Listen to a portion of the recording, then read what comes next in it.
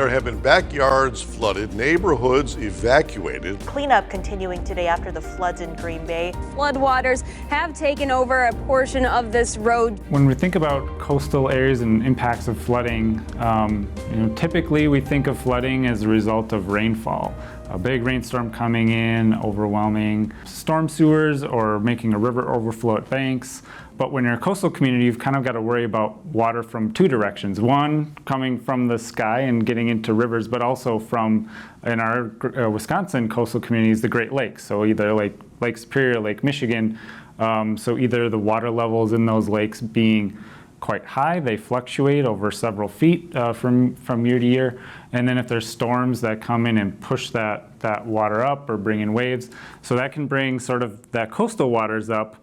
So it's sort of worrying about water coming from two places. The high Lake Michigan water levels combined with today's strong winds caused flash flooding. Wisconsin Initiative on Climate Change Impacts projection for 2 inches of rain in a 24-hour period, which is a reasonably large storm event. The frequency of that to increase by about 30% by the mid-21st century. Flooding is going to happen. No matter our best efforts, we can't keep flooding from happening ever. So what do we do to be resilient to flooding? How can we sort of withstand and prepare and then be able to cope with and then build back or bounce back from the flooding?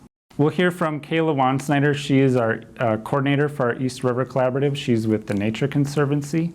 We'll also hear from Carrie Hagnow. She's the Northeast Wisconsin Conservation Coordinator with the Nature Conservancy. And we'll hear from Julia Nordyke. She's the Water Quality and Coastal Communities Outreach Specialist with Wisconsin Sea Grant. The East River Collaborative is a community of practice, which is a network of regional partners. So we have involved local municipalities, county, state, federal level partners, as well as nonprofit and academic partners, all working together in this community of practice to increase flood resiliency in the region. Right now, the East River Collaborative, which consists of leaders with multiple municipalities, is taking all of the right steps by connecting with communities within the watershed and beyond to improve the flooding resiliency, but it's vital homeowners understand the risk. As part of the East River Collaborative, we had several conversations with local governments, with people who manage flooding and are impacted by flooding to understand in this specific watershed, and I think it translates beyond that watershed, what are the ways folks would like to, or sort of have priorities that suggest they should take these sort of goals. And so we sort of synthesized that down to seven goals that are sort of represent our synthesis of this watershed, but I think are sort of broadly applicable to flood resilience elsewhere. The 7 different goals for the East River Watershed Framework are investing in a regional partnership, enhance recreation opportunities and access to the East River, support restoration and preservation of the floodplains, wetlands, and riparian corridors, address critical infrastructure, strengthen community preparedness, encourage and support the responsible growth and development of the watershed, advanced innovative green infrastructure solutions. The first way that we maintain the East River Collaborative is through data sharing and information sharing. So we have a Google group, a listserv that we are able to communicate easily with our East River partners. We've done numerous interviews, discussions, workshops, and field tours across the entire watershed. The East River Collaborative is working with 4 municipalities solely focused over the next year on the East River Recreational Trail itself. So there's areas of that trail that are inundated by water over the better part of the season when people would be using it. And we're looking at, this is a planning process. We're not implementing any projects yet, but we're looking at how can we have solutions that get that trail out of the water, that improve the habitat for wildlife around the trail and the aesthetics of the trail, and allow the users to have a better experience over the course of a year. Supporting, restoring floodplains, repairing corridors and wetlands, thinking of what are those sort of natural places water can be stored and help alleviate flooding. One thing that we talk about a lot with this project is it's a watershed project. We're not just looking at where the flooding is occurring, because that flooding is starting, miles away in the upstream communities. So a watershed approach and looking at this as a whole system and looking at the modeling and the science behind what's going on in the system, I think, is really important, and that's a great starting point for communities. We're doing wetland restoration in areas that were agricultural field that would have traditionally or historically been wetlands and that are often too wet for those agricultural farmers to be producing from as it is. So we're working with them to restore some of those areas back to wetland. We're increasing buffers. So buffers are areas of habitat or uncropped areas that protect the waterways that are on those agricultural fields. And some of those buffers are very narrow. So we're looking at areas where we can expand them, again, to capture more water and capture more runoff off of those agricultural areas. And then we're also looking at within the ditches or drainage ways, how can we improve the habitat there? So again, maybe improving it through planting more native plants or pollinator habitat, getting these multiple benefits of not only slowing the flow of water and capturing water on the landscape, but also improving that habitat for pollinators, for wildlife, for birds, for all of the creatures besides humans that thrive within the East River watershed. So we have several projects in the upper watershed going on. 4 of them were installed last year on land that's owned by Brown County, and then we have an additional 3 practices going in this year. And again, the point of those is once they're installed, we hope to bring people to them, to show them what it looks like, to give them an idea of how they can get started on doing something like this on their property. Critical infrastructure is one of our goals to address within the East River Watershed Framework. And so one of the ways that we're addressing critical infrastructure in the East River Watershed is we're using one of FEMA's hazard mitigation grant programs. And so we're using the advanced assistance part of this grant, which incorporates how flooding is working on the ground, what's happening hydrologically, what is causing stream bank erosion, and what is causing the Wrightstown Road to be unstable and what is causing it to flood. And so this actually, it's a pretty cool project because it's doing what the East River Collaborative is meant to do. It's doing cross-boundary collaboration between 2 different towns, the town of Rockland and the town of Wrightstown. And another way we're addressing critical infrastructure is on the East River Recreational Trail. We're doing we've gotten funding through the Wisconsin Coastal Management Program to do a community-driven planning project. And so we're going to be incorporating a number of different municipalities that are on the East River Trail and getting their feedback on how to make it more flood resilient. This is a really major commuter path for people along the East River doing biking, walking, rollerblading, all those types of activities. And so we're trying to make that more flood resilient. Strengthening community preparedness, so being able to be ready for when we do have a flood event and making sure that there is a plan, there's a notable chain of how things, who's contacting who, and being ready for what we will do when it does flood and having the resources available.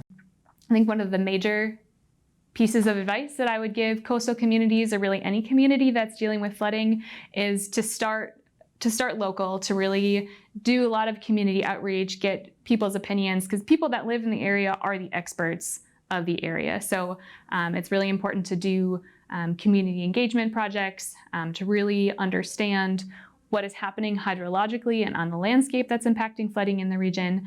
And also I'd say that patience is key to these types of projects, because nothing's gonna change overnight. No one community is the same, and it's kind of a tricky situation. You're trying to balance a lot of different people's needs and desires, and there's a lot of red tape around some of the projects that you might want to implement that you may not have the backing for.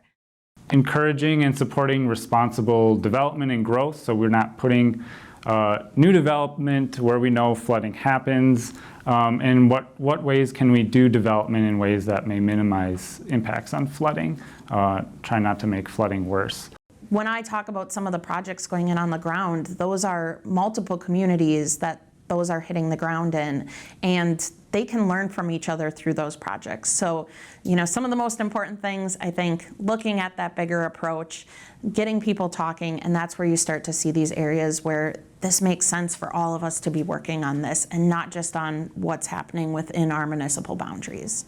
Advancing innovative green infrastructure solutions, so not just natural features that are out there in the landscape, but how can our built environment be able to accept flooding and help cope with flooding better, rain gardens, permeable pavement, those sorts of green infrastructure approaches to help us handle our water. For this region, we're really focusing on nature-based solutions to help reduce flooding and improve water quality. And that's basically using nature and their processes like infiltration into the ground, or plants uptaking water, or slowing down water into design practices, into the design of the practices. So it's really using what nature has to offer to kind of buffer those storms or infiltrate water into the ground and improve water quality. This project is focused on the East River Watershed, so that's on the eastern side of the Fox River. And we have the lower part of the East River Watershed modeled. And so you can see the orange area of the map is a 1-year flood at high lake levels, and the yellow part is a 500-year flood at high lake levels. The area where you can see there's a lot of flooding in the area, that's kind of in Ledgeview and Bellevue. And we think that what's happening there is a lot of the water is running off the ledge so that's where the Niagara Escarpment is, and so the water is running off the ledge into those communities and causing a lot of the flooding issues. And then up north to the east, it's very rural, so there's not a lot of damage to communities, but it's a pretty major flooding area. In our region, we have a combination of water coming downstream in our rivers when it rains over the land, and then also we have coastal flooding influence. So when there's a storm surge, it pushes water back up into our riverine systems and doesn't allow the rainwater to get through. And so we're using nature-based solutions to actually reduce the impact of those flood events and improve water quality, which is a big co-benefit. So what that means is we're really using plants and natural hydrologic processes like soaking the water into the ground before it goes in, rather than just flowing fast across the landscape and into the river. So in our urban areas, we have a lot of concrete and pavement and hard surfaces and water running off our buildings and streets. And so what we really want to focus on is capturing the snow melt and the rainwater where it falls. And to do that, we use practices called green stormwater infrastructure. And those practices are designed to soak up the water into the ground, or store it for a little bit, and then if it has plants in the practice, then the plants actually uptake the water too. So it's all about slowing that water down, soaking it into the ground before it has a chance to run off into our stormwater systems. And so examples of green stormwater infrastructure are rain gardens or rain barrels. People know a lot about those. So rain gardens, basically what it sounds like, it's a depression in the ground, collects water, and that water soaks into the ground. In the Green Bay area, they've installed a brand new permeable pavement road. And so those are pavers, and there's gaps in between the pavers. And so the water, and when it rains, like on a rainy day, like today, it would soak right into the ground. Some of the things we started with the partnership are what we're calling demonstration projects, or kind of small projects incorporating some of the green infrastructure practices that you may have already heard about in the video today. And some examples of that are native pollinator plantings or rain gardens, but doing it in conjunction with the municipalities. So for example, in the town of Ledgeview, right adjacent to the East River, in a high-use park within the municipality, we're installing a rain garden where really there was was turf grass, right? So instead of these really shallow rooted plants that the water just runs off of, this is an area that's going to capture some of that water. It's got deep rooted native plants, and it's going to soak that up slower and release it slower into the watershed instead of having such a fast flow of water, especially off the impervious surfaces that we find in parks and areas like that. So we have pollinator plantings going in not only in the town of Ledgeview, but in 2 other municipalities within the watershed. And this is a good solution for when you have these, small spaces close to those impervious surfaces, parking lots, where we can capture water literally between those hard surfaces and the river itself. So those are the areas where we're installing these. We're also working with the town of Ledgeview to do a wetland restoration and what we call a pike scrape. So building some habitat for northern pike directly off the East River itself. The East River has many fish species, more than 25, so more than most people would imagine being in that river, and we're working on building more habitat for that. Seeing as it's an undammed river, it's also really important for these migratory fish and fish that come upstream like northern pike to spawn. One example of sort of a nature-based approach that has multiple benefits to help address flooding is agricultural runoff treatment systems. So it's basically sort of a retention pond that can store runoff. This is sort of a concept that's being applied to agricultural areas. So sort of thinking from not just flood water quantity, so trying to reduce how much water is going down and causing flooding, but also water quality. So if some of this water is held back and some of the sediment and solids and phosphorus can settle out there, that's keeping nutrients from getting down further in the watershed and causing algal blooms and things like that in the Bay of Green Bay. So it's multiple benefits, and then there's opportunity to build habitat into these arts as well. So that is sort of an emerging idea in this area.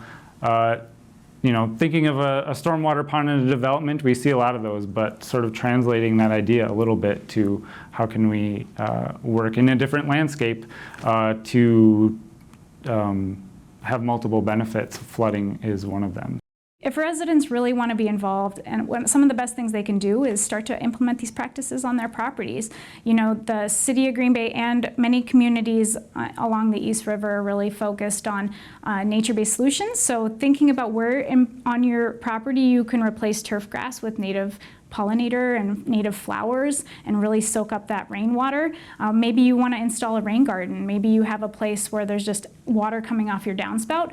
In that case, get a shovel, dig a hole, and go buy some local plants that will work in a rain garden. Otherwise, rain barrels are a great place to start.